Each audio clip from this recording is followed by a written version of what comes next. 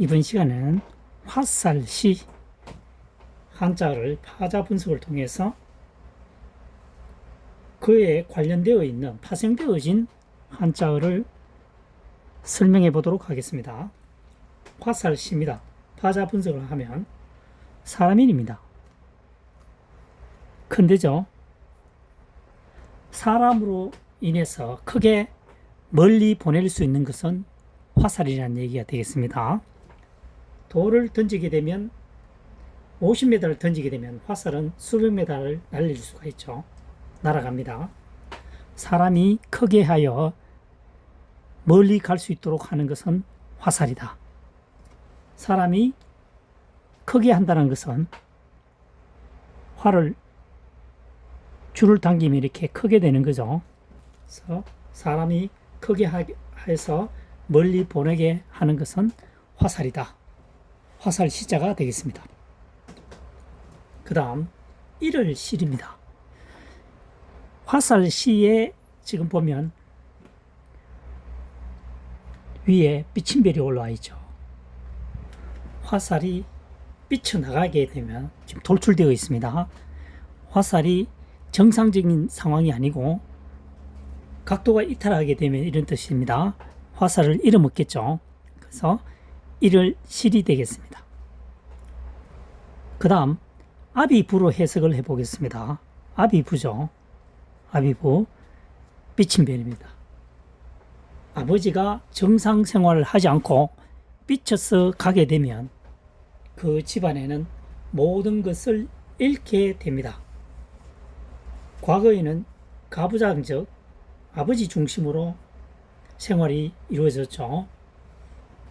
아내는 집안 살림을 하게 되고 농사일이라든가 이런 것은 주로 힘으로 하는 것은 아버지가 했기 때문에 아버지를 잃어버리게 되면 모든 것을 잃어버릴 확률이 높아진다는 얘기가 되겠습니다. 이를 실 되겠습니다. 아비부죠. 아버지가 삐치게 되면 흔들리게 되면 이런 뜻입니다. 모든 것을 잃게 된다. 이를 실 되겠습니다. 그 다음 3번 알지자입니다. 화살시 입구입니다. 말하는 것이 입이죠. 말하는 입이 화살처럼 빠르다는 거죠. 어떤 질문에 화살처럼 빠르게 대답한다는 것은 모든 것을 알고 있다는 뜻입니다. 알지자입니다.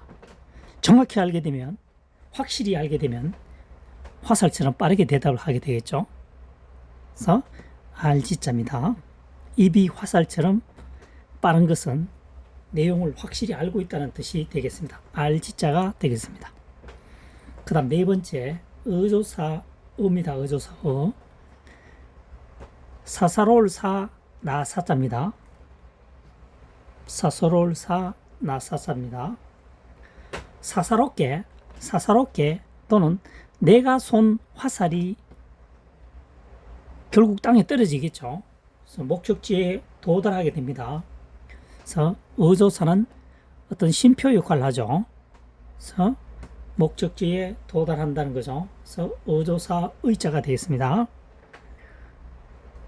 내가 쏜 화살이 땅에 떨어져 멈추는 것처럼 말에 시험이 필요한 것은 의조사다. 의조사의가 되겠습니다. 다섯 번째 지혜지 슬기로울 지자입니다. 알지자죠. 알지자 가로알입니다. 또는 해일로 풀이도 됩니다. 아는 것이 해처럼 빛난다. 지혜롭다는 뜻이 되겠죠. 슬기롭다는 뜻입니다. 지혜지 슬기로울 지자입니다. 알지자죠. 아는 것이 말한다는 거죠. 말하는 것이 많다는 얘기가 되겠습니다. 그래서 지혜로운 것이라는 거죠. 아는 것이 많다는 뜻이 되겠습니다. 6번 결의족입니다. 결의족.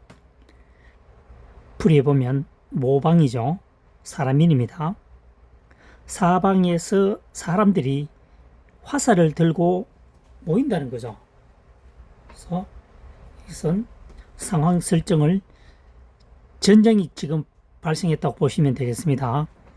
사방에서 사람들이 화살을 들고 모이는 것은 같은 결의이기 때문에 그렇다는 얘기죠. 나라를 지키기 위해서 사람들이 모인다는 거죠. 이방인인 경우에는 도망가겠죠. 결의 족이 되겠습니다. 사방에서 사람들이 화살을 가지고 모이는 것은 같은 결의다. 나라를 지키기 위해서 그렇다는 얘기가 되겠습니다. 그래서 결의 족이 됩니다. 7번째, 짤벌 단입니다. 화살시 콩두입니다. 화살이 우리가 알고 있는 콩이죠. 콩시루, 콩 크기만 하니까 굉장히 짧은 화살에 해당이 되는 거죠. 짤벌 단이 되겠습니다.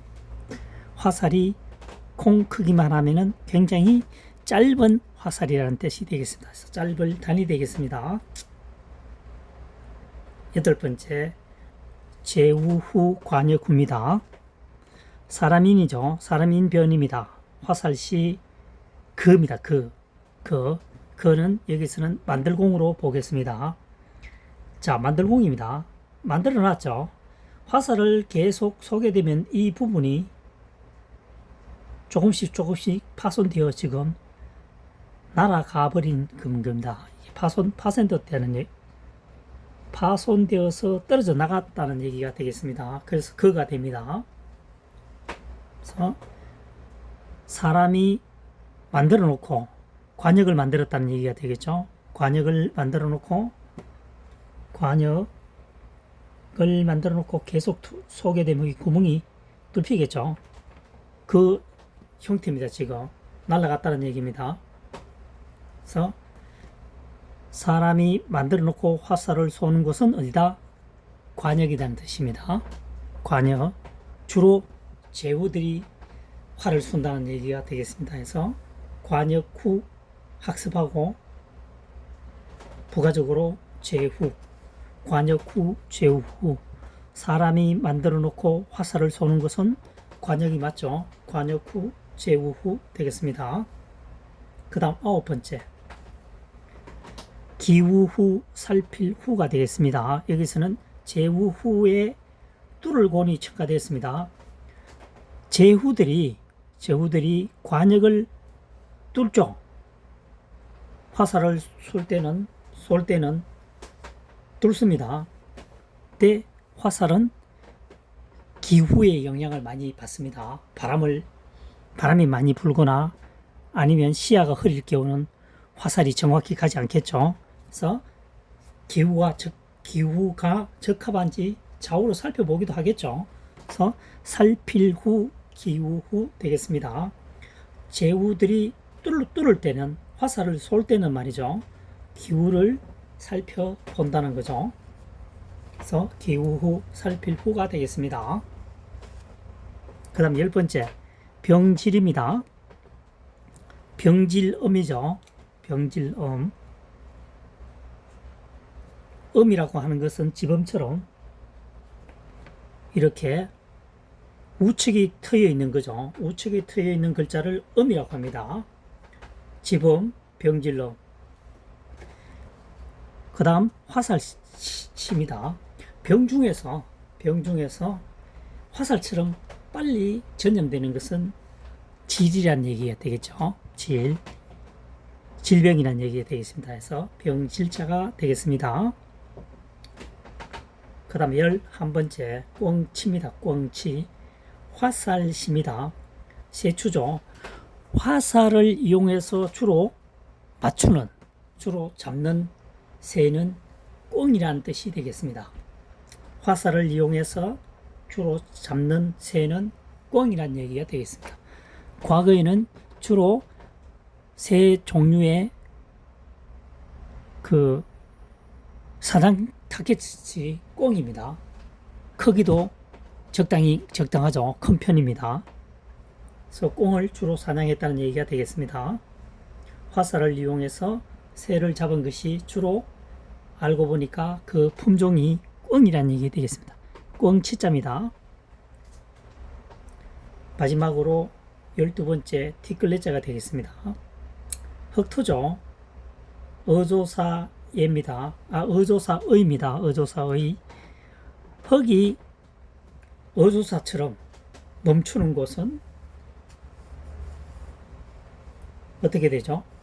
먼지가 일어나겠죠. 티끌레자가 되겠습니다.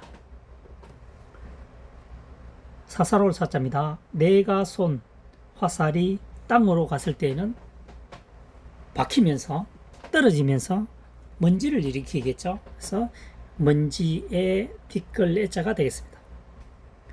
여기서 지금 1번의 설명되었던 화살시, 이 한자어를 정확히 이해함으로써 이와 관련된 파생되어진 한자어가 약 520자가 됩니다. 500자가 넘는다는 뜻이 되겠습니다. 화살시가 분명히 다 들어가죠. 화살시가 포함되어 있는 한자어가 520자 정도가 된답니다. 520자 중에서 화살시와 관련된 파생되어진, 그러니까 합해져 있는 글자라면, 결합되어 있는 한자라면 화살이 어떤 형태로든 뜻에 포함이 될 확률이 높아지겠죠. 그래서 무턱대고 반복해서 학습하는 것보다는 파자 분석을 통해서 접근하는 것이 학습 방법에 매우 도움이 된다는 사실을 지금 설명하고 있습니다.